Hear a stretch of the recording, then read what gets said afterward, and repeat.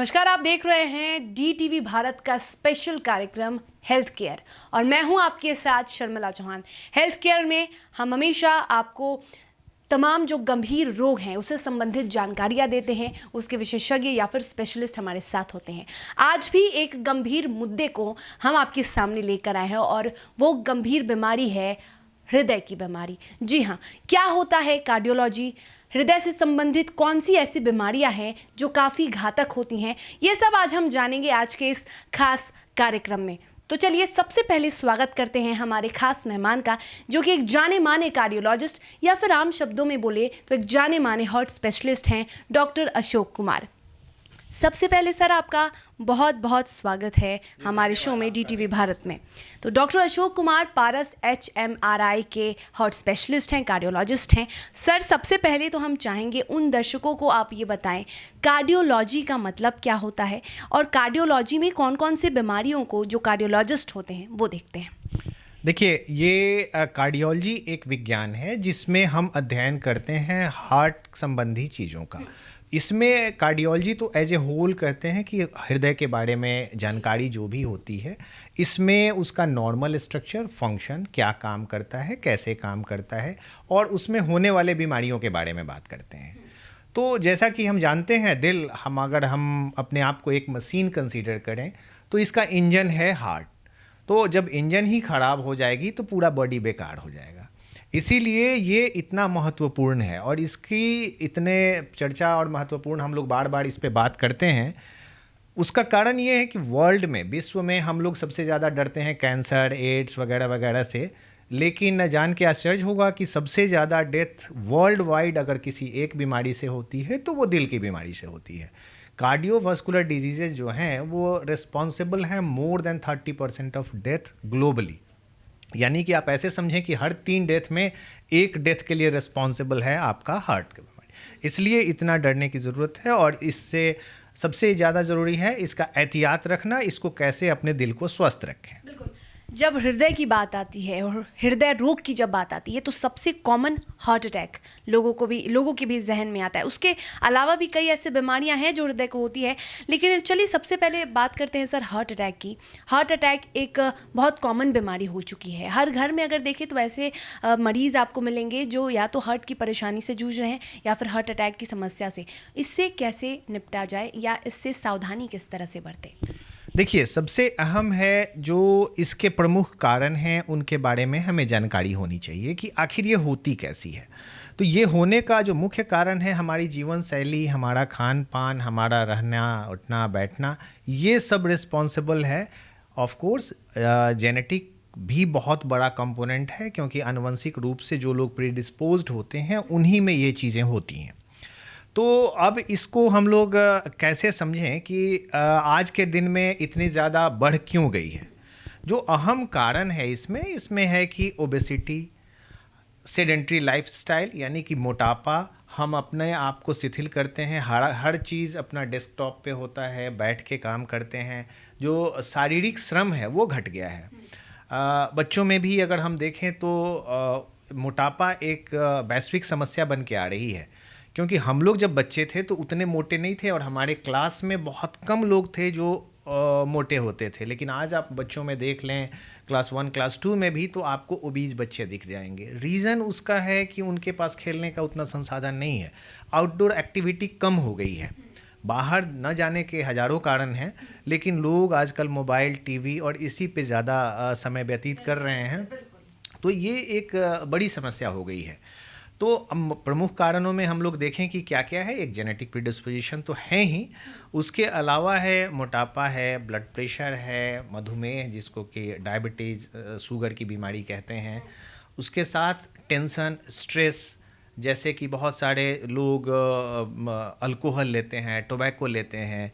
ये सारे जो चीज़ें हैं ये बहुत तेज़ी से बढ़ाते हैं। सबसे ज़्यादा कौन सी ऐसी कारण को देखा जाता है या कौन सी ऐसी वजह है जिसकी वजह से ये जो हार्ट अटैक है वो संभवतः होता है? अगर आज के समय में देखें तो आप देखेंगे कि बहुत जो फिजिकली फिट हैं उनमें भी बहुत कम उम्र में आपने देखा होगा कि बहुतों को हुआ है हार्ट अटैक। तो हमें एक डिफरेंस समझना होगा कि हेल्दी और फिट, इन दोनों में बड़ा सटल डिफरेंस है, बहुत कम डिफरेंस है, इसको हमें देखना होगा कि ये क्या है। हम आज के समय फिटनेस का मतलब समझते हैं जिनके सोले डोले हैं, जिनको सिक्स पैक है, वही हेल्दी हैं। वो हेल्दी नहीं है। अगर आप बहुत सारा दवाइयाँ, स्टेरॉयड, जिम जाके सिर्फ बॉडी बना लेते हो तो उससे आपका कार्डियक हेल्थ इम्प्रूव नहीं करता है। हेल्दी होने का जो डेफिनेशन है उसमें सिर्फ फिजिकल फिटनेस एक कंपोनेंट नहीं है। Physical, mental and social wellbeing, ये जब तीनों एस्पेक्ट आपका ठीक है तभी आप हेल्दी हैं। तो अगर आप देखेंगे कि बहुत ऐसे पेशेंट्स होते हैं, ऐसे लोग होते हैं जो कि फिजिकली फिट हैं, कोई रिस्क फैक्टर नहीं है, लेकिन स्ट्रेसफुल लाइफ जी रहे हैं। आज के समय में कोई ऐसा आदमी नहीं है जो बहुत ज़्यादा स्ट्रेस में नहीं हो। तो जितना ज़्यादा स्ट्रेस होता है, ये जो हमारा समझना होगा कि हार्ट अटैक पहले होता क्या है। तो हार्ट है, एक पंप है जो 24 घंटे काम करता है। यही एक ऑर्गन है जो कभी रेस्ट नहीं लेता है। तो इसको सप्लाई भी चाहिए, एनर्जी के लिए डिमांड इसकी होती है ज़्यादा। तो इसमें जो ब्लड सप्लाई करने वाली धमनियाँ होती हैं, जो हार्ट को ब्लड सप्लाई करता है, उसको न्यूट्रिशन देता है। इसमें धीरे धीरे ब्लॉकेज शुरू हो जाते हैं और यही ब्लॉकेज जब सडन उसको अक्लूड कर देते हैं, टोटल कट ऑफ हो जाता है सप्लाई, इसी को हार्ट अटैक कहते हैं। तो अब ये होता क्यों है? पहले इसमें सबसे पहले फैटी डिपोजिशन होने लगता है धमनियों के अंदर, एंडोथेलियम में। यही धीरे धीरे बढ़ता है और ये जब रप्चर करता है तो यहाँ ब्लड क्लॉट हो जाता है, आगे की सप्लाई रुक गई, हार्ट अटैक हो गया। तो हमारा काम है कि इनको शुरुआत में ही रोक दें। शुरुआत में ही जो डिपोजिशन फैट का हो रहा है उसको हम लोग रोकें। आज के स्टडी में देखा गया है कि टीन एज में ये डिपोजिशन, फैटी स्ट्रीक और फैट डिपोजिशन होने लगता है, प्लाक फॉर्मेशन होने लगता है। तो हमें health promotion ground root level से, स्कूल के लेवल से करना होगा। सिर्फ हार्ट अटैक ही नहीं, बहुत सारी ऐसी बीमारियां होती हैं जिसके शिकार सिर्फ बुजुर्ग या सिर्फ युवा ही नहीं, बच्चे भी हो सकते हैं। उसके बारे में हम जान रहे हैं और हमारे साथ खास मेहमान है डॉक्टर अशोक कुमार, जो कि पारस HMRI के हार्ट स्पेशलिस्ट यानी कार्डियोलॉजिस्ट हैं। सर, हम हार्ट अटैक के बारे में तो बातचीत कर रहे थे, लेकिन सिर्फ हृदय में एक हार्ट अटैक ही नहीं होता है, बहुत सारी ऐसी बीमारियां होती हैं। तो हम चाहेंगे कि उन गंभीर बीमारियों की भी चर्चा ज़रा हम कर लेते हैं। बच्चों में भी कई तरह के हृदय संबंधित रोग पाए जाते हैं, क्या कुछ हैं रोग? जी, बहुत सारे हैं। इसमें हम अगर क्लासिफाई करें तो एज वाइज अलग अलग बीमारियां होती हैं। बहुत ऐसे बच्चे होते हैं जो जन्मजात होते हैं, जिसको आनुवंशिक बीमारी कहते हैं, मेडिकल भाषा में कंजेनाइटल हार्ट डिजीज़ कहते हैं। ये बहुत बड़ा कारण है। लगभग 1% टोटल जो बर्थ होते हैं उसमें किसी न किसी तरह के परेशानी होती है, हार्ट संबंधी बीमारी होती है, जिसको आम भाषा में हर लोग जानते हैं कि डॉक्टर ने कहा है दिल में सुराग है। ये एक कॉमन है, लेकिन सिर्फ वही नहीं है। इसको हम लोग दो सब हेडिंग में डिवाइड करते हैं, एक सियानोटिक और एक non cyanotic congenital heart disease. तो सियानोटिक कंजेनाइटल हार्ट डिजीज़ में क्या है कि इसमें हाथ पाँव नीला होने लगता है, होठ नीला होने लगता है। एक सीवियर कैटेगरी का बीमारी है जो कि जन्म से होता है। इसमें हार्ट जो हमारा है, इसके बनावटी खराबी के चलते ऐसा होता है, लंग्स में अगर प्रॉपर ब्लड सप्लाई नहीं हो। दूसरा है कि नॉन साइनोटिक, जिसको कि सामान्य भाषा में संट लीजन या सुराग वाली बीमारी कहते हैं, या वॉल्व के बनाने में खराबी हो जाए, ये होती है। तो ये जन्म के साथ ही होता है।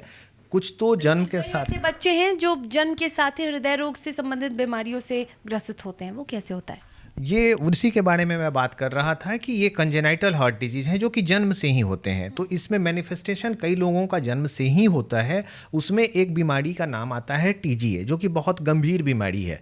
अगर उसका इलाज समय पे नहीं किया जाए तो पहले वर्षगांठ से पहले ही उसमें से 90% बच्चे काल के मुंह में समा जाते हैं। तो लेकिन अगर उसका फर्स्ट मंथ में 22 दिन के अंदर अगर सर्जरी कर दी जाए तो वो बिल्कुल सही हो जाता है। इसलिए डायग्नोसिस बहुत इम्पॉर्टेंट है। तो आजकल क्या है कि गर्भावस्था में भी एंटीनेटल इकोकार्डियोग्राफी करके हम लोग देख लेते हैं कि बच्चों में कुछ बीमारी होने वाली है कि नहीं, तो फिर उसका हम लोग उस तरह से प्रिपेयर करते हैं। ये तो जन्म के साथ हो गई। जन्म के बाद अब सिर्फ कंजेनाइटल के अलावा कुछ बीमारियां हैं जो इन्फेक्टिव है, जो हमारे पार्ट इंडिया में सबसे कॉमन बीमारी जो थी वो थी रूमेटिक हार्ट डिजीज़। आजकल उसके इंसिडेंस थोड़े कम हुए हैं। ये अमूमन आपने देखा होगा कि छोटे बच्चों में फीवर के साथ सोर थ्रोट यानी कि गले में खराश और पैर के जोड़ों में दर्द के साथ हो जाता, तो ये शुरुआती है। इसके चलते हार्ट का valve खराब हो जाता है, जिसको रूमेटिक हार्ट डिजीज़ कहते हैं। अभी हाल तक सबसे common cause of heart failure hospitalisation rheumatic heart disease ही था इंडिया में। आजकल इसके इंसिडेंस कम हुए हैं, उसके लिए है कि सोशल अवेयरनेस बढ़ा है, हाइजीन बढ़ा है, ट्रीटमेंट इम्प्रूव किया है, तो इसके इंसिडेंस कम हो रहे हैं। लेकिन अब ये इंसिडेंस कम हो रहे हैं तो हम जो आलसी हो रहे हैं, तो ये जो एथेरोस्क्लेरोटिक हार्ट डिजीज़ या कि कोरोनरी हार्ट डिजीज़, इसके इंसिडेंस बढ़ रहे हैं। और हार्ट के मसल्स में वीकनेस जैसे हार्ट फेलियर, डायलेटेड कार्डियोमायोपैथी, इन सबों के इंसिडेंस बढ़ रहे हैं। बहुत लोग जो व्यस्त में हैं, अल्कोहल वगैरह लेते हैं, उनमें अल्कोहल कार्डियोमायोपैथी डेवलप कर जाती है। तो इस तरह की हैं, उम्र के अनुसार बीमारियां अलग अलग होती हैं। बिल्कुल अलग अलग तरह की बीमारियां होती हैं, लेकिन मुझे लगता है कि खान पान एक तरह का होता है, एक हेल्दी खान पान होता होगा, जिसका पालन करने से, जिसे खाने से चाहे वो किसी भी उम्र के लोग हों, चाहे वो बच्चे हों या युवा हों, वो स्वस्थ हो सकते हैं। खान पान को कैसे नियंत्रित करें, कैसे खान पान में सुधार लाएं? देखिए, खान पान तो बहुत ही अहम है किसी भी चीज़ का। अगर आप अपने समाज में पहले से ही कहा जाता था कि आप जैसा खाएंगे वैसा ही आपका विचार और आपका व्यवहार, आपका स्वास्थ्य होगा। तो खान पान का चयन बहुत ज़रूरी है। बहुत सारी ऐसी बीमारियां हैं जो हमारे खान पान के चलते ही आई हैं। जैसे अब वही चीज़ आप अगर देखेंगे, समाज के बदलाव को अगर आप गौर से देखें, तो हम क्या करते हैं, हमने पॉलिश्ड खाना शुरू किया। जैसे चावल ही है, जितना सफ़ेद चावल है वही महंगा बिकेगा, वही लोग खाते हैं। और अलग से क्या करेंगे कि फाइबर खरीद के, बाज़ार में पैक्ड फाइबर खरीद के, सफगोल या अलग अलग नेम से जो ब्रांडेड कंपनियां बना के बेचती हैं वो खाएंगे, क्योंकि अब कंस्टिपेशन हो रहा है, हमारा फाइबर इंटेक कम हो रहा है उससे। इसलिए जितना आप रफ़ खाएंगे, क्रूड खाएंगे, उतना बेहतर है। पहले जब हम लोग काफ़ी छोटे थे तो गांव में देखते थे कि मिलेट्स वगैरह यूज़ होता था, जैसे ज्वार, बाजरा, मड़ुआ, ये सब चीज़ें होता था। बीच में सडनली गायब हो गया क्योंकि हम लोग रिफाइंड खाने लगे। अब यही चीज़ 5 स्टार से होके बड़े बड़े मॉल में मिलेट्स, ग्रेन और मल्टीग्रेन आटे आ रहे हैं, वापस आ रहे हैं। तो हमने अपने रूट को छोड़ा है, इसलिए नई नई बीमारियों को न्योता दिया है। खान पान में जो सबसे अहम है, जितना क्रूड खाएंगे उतना बेहतर है।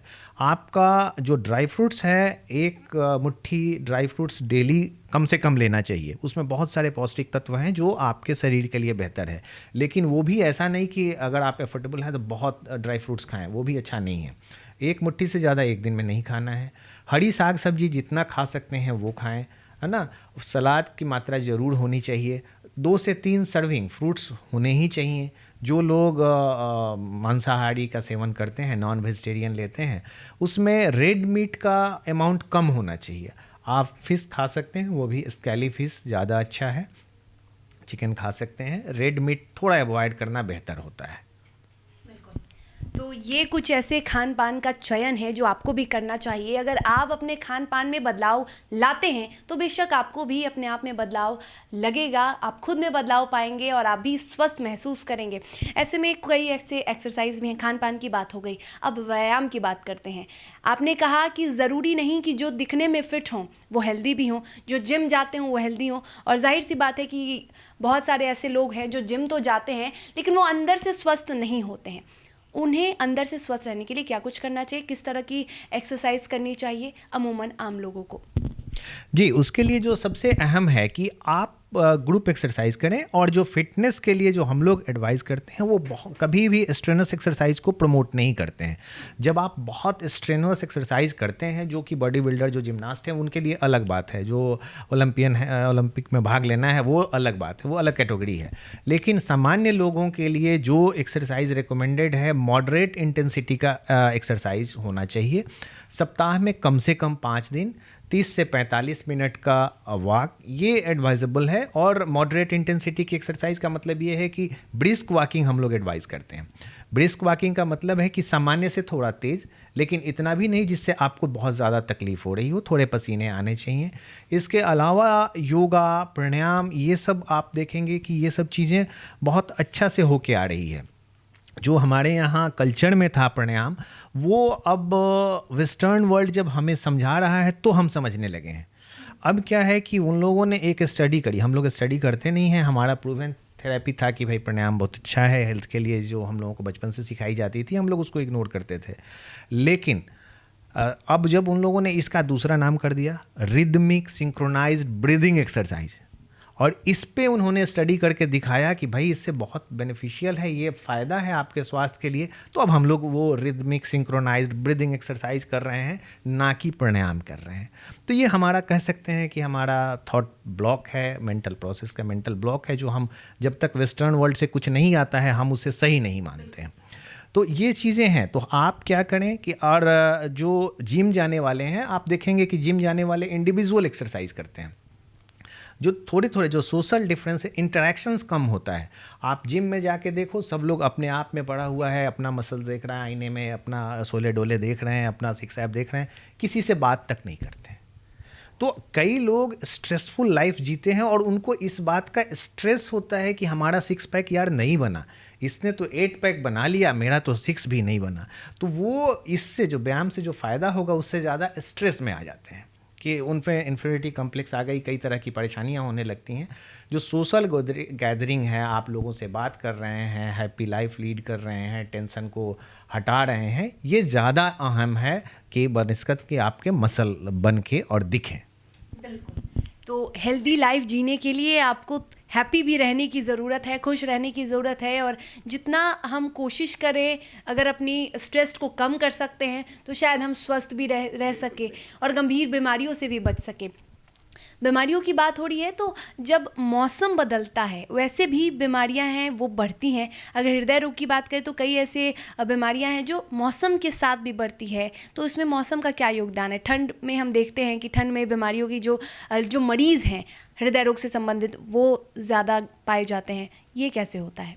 देखिए, ये प्रूवन फैक्ट है। इसमें कहा जाता है कि हार्ट अटैक या कार्डियक अरेस्ट है जिसमें सडनली डेथ ही हो जाती है, with in 1 hour of symptom development अगर डेथ हो जाती है उसको सडन कार्डियक डेथ कहते हैं। तो इसका इंसिडेंस हम लोग देखते हैं कि सबसे ज़्यादा मंडे विंटर मंथ्स, ठंडे के समय मंडे और मॉर्निंग में इसका इंसिडेंस सबसे ज़्यादा देखा गया। मंडे मॉर्निंग का क्या इक्वेशन है? ये रिलेशन वही मैं बता रहा हूँ कि ये स्ट्रेस यहाँ आ जाता है एक, क्योंकि यूजुअली क्या है कि ये डाटा जो है वेस्टर्न वर्ल्ड का ही डाटा है। तो सैटरडे के बाद संडे ऑफ होता है, सैटरडे नाइट रिलैक्स होते हैं, और जब आप भी अगर ऑफिस मंडे को जाना होता है तो संडे नाइट से ही परेशानी होती है, यार फिर से जाना है, फिर से वही काम, स्ट्रेस आ जाता है। तो ये एक बड़ा फैक्टर है। लेकिन ठंड में क्यों? ठंड का कारण है कि जब भी कोल्ड एक्सपोजर होता है तो हमारी जो धमनियां हैं, जो आर्टरीज हैं, वो सिकुड़ती हैं, तो इसके प्रोपोर्शनेट हमारा ब्लड प्रेशर बढ़ता है। जैसे कि आप इसको ऐसे समझ सकते हैं कि कभी गार्डनिंग वगैरह किए होंगे, गाड़ी वाड़ी धोने का पाइप जो यूज़ करते हैं हम लोग, तो ऐसे फ्लो उसमें बहुत तेज़ नहीं होता है, लेकिन जैसे कंप्रेस करते हैं, उसका माउथ छोटा करते हैं, जेट लंबा होता है, प्रेशर बढ़ जाती है। वैसे ही हमारी धमनियाँ जब पतली होती हैं तो उनकी प्रेशर बढ़ जाती है। तो एक तो प्रेशर बढ़ गई, हार्ट पे लोड ज़्यादा हो गया। ठंडे के समय में फाइब्रिनोजेन वगैरह कुछ केमिकल्स हैं और प्लेटलेट एक्टिविटी बढ़ जाती है, जिससे क्या होता है कि खून को गाढ़ा ज़्यादा हो जाता है और क्लॉट करने की टेंडेंसी बढ़ जाती है। ये चीज़ें गर्मी के दिनों में कम होती है। ठंड में हम पानी भी कम पीते हैं तो हमारा वॉल्यूम भी कम होता है, इसके चलते ना ब्लड भी थोड़ा थिक हो जाता है, गाढ़ा हो जाता है, और उनको क्लॉट करने की टेंडेंसी ज़्यादा हो जाती है, स्टिकनेस बढ़ जाती है। तो इसके चलते अगर प्लाक रप्चर होता है तो सडनली ऑब्स्ट्रक्ट होता है और हार्ट अटैक हो जाता है। तो एक तो हार्ट अटैक है, दूसरा है एरिथमिया। जब टेम्परेचर का वेरिएशन होता है, एरिथमिया क्या है? हार्ट की चाल जब अनियंत्रित हो जाए। हमारा हार्ट बहुत ही वेल डिज़ाइंड, बहुत ही सुपर क्लास का मशीन है जो एकदम रेगुलर रिदम के अनुसार काम करता है। जब ये रिदम गड़बड़ हो जाती है तो फिर ये गड़बड़ होने लगता है। कई बार एक VT/VF हो जाता है, अगर उसको with in time frame 5 minute 10 minute के अंदर कंट्रोल नहीं किया गया, उसको ठीक नहीं किया गया, तो इसमें आदमी की जान चली जाती है। इसलिए मंडे मॉर्निंग और विंटर्स में जो हार्ट अटैक के इंसिडेंट्स बढ़ते हैं वो ज़्यादा है। बिहार की बात करें तो बिहार में यदि किसी को कोई भी गंभीर बीमारी होती है, चाहे वो कुछ भी हो, हृदय के अलावा भी, तो वो सीधा पटना आने की सोचते हैं। कई ऐसे हार्ट की ऑपरेशन सर्जरीज़ होती हैं जो कि पटना में होती हैं। कौन से ऐसी जगहें हैं जहाँ पर अमूमन जो हम बात करें अगर सर्जरीज़ की वो हो सकती हैं, और अगर पारस HMRI की बात करें, क्योंकि आप कार्डियोलॉजिस्ट इस अस्पताल के हैं, तो यहाँ पे क्या कुछ सुविधाएं हैं? देखिए, आज के ज़माने में मैं कहूँगा कि विश्व में कहीं भी जो चीज़ें हो रही हैं हमारे पटना में उपलब्ध हैं। कुछ एक चीज़ें हैं जो इंफ्रास्ट्रक्चर के चलते जो नहीं हो पाती है, लेकिन आप कह सकते हैं कि 90% मोर देन 90% ऑफ सर्जरी या हार्ट का इलाज जो है आज के डेट में पटना में संभव है। ये सरकारी में भी संभव है, प्राइवेट में भी संभव है, इसमें बहुत है। जैसे कि अगर आज के समय में बात करें तो एक नया ट्रेंड है टावर, है ना, एरोटिक वॉल्व रिप्लेसमेंट। जो वॉल्व ख़राब हो जाती है हमारी मुख्य धमनी की, ओपन करके पहले बदला जाता था, अब है कि जहाँ के रास्ते से छोटा चीरा लगा के कर देते हैं, कोई हार्ट ओपन करने की ज़रूरत नहीं पड़ती है। तो उसमें भी फॉर्चुनेटली हम आपको बताना चाहेंगे कि बिहार में पारस HMRI पहला सेंटर है जहाँ हम लोगों ने पहला टावर का केस किया था, है ना, और आज नहीं 2 साल पहले किया था। नेक्स्ट अभी यहाँ अभी और एक हॉस्पिटल है वहाँ हुआ है। गवर्नमेंट सेटअप में भी बहुत अच्छी सुविधाएं आज के डेट में हैं। तो अब कह सकते हैं कि 90% 95% बीमारी का इलाज पटना में संभव है। लेकिन एक चीज़ और मैं बताना चाहूँगा मौसम वाले बात में, कि जो एक पॉल्यूशन है इसके बारे में हम लोग बात करें तो ज़्यादा अच्छा है। पॉल्यूशन इन दिनों बिहार की भी समस्या बनी हुई है। राजधानी में सबसे ज़्यादा पॉल्यूशन मतलब पॉल्यूटेड सिटी में आ रहा है राजधानी पटना, तो ऐसे में किस तरह से बचे इससे? जी, बचने से ज़्यादा है कि आप समझें ये क्या है। अगर सामान्य भाषा में हम समझाने की कोशिश करें तो ये जो एयर पॉल्यूशन का जो मार्कर आप देख रही हैं, आप लोग दिखा रही हैं कि इतना ख़राब हो गया है, ये हो गया, वो हो गया है, ये ज़रूरी है लोगों को समझाने के लिए। इससे बढ़िया तरीका नहीं है कि भाई ऐसा क्यों है और इससे नुकसान क्यों हो रहा है। तो मैं मेडिकली तो समझाऊंगा ही, लेकिन एकदम सामान्य भाषा में आप ये समझें कि स्मोकिंग में क्या होता है। हम लोग स्मोक लेते हैं जो कि एयर पॉल्यूशन है ना, जो धुएं निकलते हैं। अब वो जब पूरे इन्वायरमेंट में है तो हम स्मोकिंग नहीं भी कर रहे हैं, सिगरेट नहीं पी रहे हैं, बीड़ी नहीं पी रहे हैं, लेकिन ये तो इनहेल और एक्सेल कर रहे हैं, और वही सारे तत्व उसमें हैं जो कि पूरे इन्वायरमेंट में भरे हुए हैं। तो आप तो समझो कि आप कुछ नहीं कर रहे हो, फिर भी एक सिगरेट का नुकसान ले रहे हो, और अभी तो बहुत ज़्यादा लेवल ख़राब है। तो ये जो छोटे छोटे पार्टिकल्स हैं ये जाके लंग्स में डिपॉजिट हो जाते हैं, वहाँ इन्फ्लामेशन कॉज करते हैं और हार्ट में करते हैं। अभी हाल में स्टडी हुई है, अमेरिका की स्टडी में कोट करूँगा, वहाँ पे देखा गया है कि जो हमने धमनियों में बात किया कि प्लाक बनते हैं और फैट डिपॉजिट हो जाते हैं, जिन लोगों को कंटिन्यूअस एयर पॉल्यूशन, जिनका ख़राब एयर इंडेक्स है, उससे कांस्टेंट एक्सपोजर में देखा गया है कि ये फटते हैं और हार्ट अटैक के इंसिडेंस, वेंट्रिकुलर टैकिकार्डिया के इंसिडेंस काफ़ी बढ़े हैं। तो इस तरह से आप एक इतने जो हम लोग एक समझिए गैस के चेंबर में रह रहे हैं, और जितने भी छोटे पार्टिकल्स हैं PM 2.5 वाले, वो बहुत ख़तरनाक हैं, वो अंदर तक चले जाते हैं। तो ये सिर्फ हार्ट अटैक और एरिथमिया का रिस्क नहीं बढ़ा रहे हैं, आपके COPD यानी कि दम्मा का इंसिडेंस बढ़ा रहा है, ये लंग्स कैंसर का इंसिडेंस बढ़ा रहा है, ये आपका blood pressure, even stroke, paralysis के इंसिडेंस को बढ़ा रहा है। तो ये कई सारी बीमारियों को एक साथ लेके आ रहा है। तो हम सब इसके लिए जिम्मेवार हैं जो पॉल्यूशन में हैं। तो हम लोग सब लोगों को, ये केवल एक गवर्नमेंट की जवाबदेही नहीं बल्कि आम नागरिक की भी जवाबदेही है कि आप इसको कम करें और इससे बचें और अपने आप को जागरूक भी रखें। पॉल्यूशन से संबंधित बहुत सारी ऐसी बीमारियां हैं जो आपके लिए, आपके परिवार के लिए जानलेवा हो सकती हैं। तो फिलहाल इस खास कार्यक्रम में इतना ही। हेल्थ केयर में हम हमेशा आपको गंभीर रोगों से संबंधित किस तरह से आप उससे बच सके, एक स्पेशलिस्ट हमारे साथ हमेशा होते हैं जो उन गंभीर रोग पर चर्चा करते हैं। और आज के हमारे खास मेहमान थे डॉक्टर अशोक कुमार, जिन्होंने बताया कि आप सबसे बड़ी समस्या जो हृदय की समस्या इन दिनों बनी हुई है, हृदय रोग की समस्या है, तो हृदय रोग से किस तरह से बच सके। तो फिलहाल इस खास कार्यक्रम में इतना ही। मुझे और मेरे खास मेहमान को दीजिए इजाज़त और आप देखते रहिए DTV भारत। नमस्कार।